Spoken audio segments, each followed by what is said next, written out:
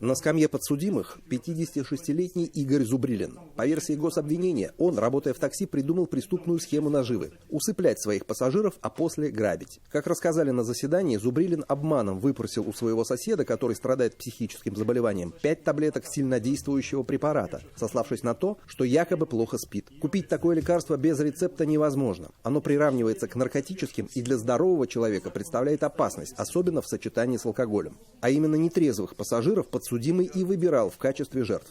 Он ограбил 3 пассажиров, один из них, 25-летний молодой человек, погиб. Окончательно назначить Зубрилину наказание в виде лишения свободы на 17 лет с отбыванием в исправительной колонии особого режима. Сумма добычи таксиста-отравителя, по оценке экспертов, составила 178 тысяч рублей.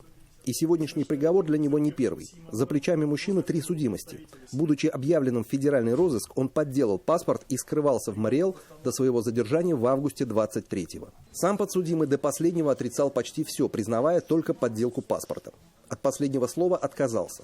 Однако суд принял доказательства, собранные обвинением, и помимо лишения свободы постановил компенсировать моральный вред матери погибшего пассажира и одной из выживших – 3 миллиона и 59 тысяч рублей соответственно.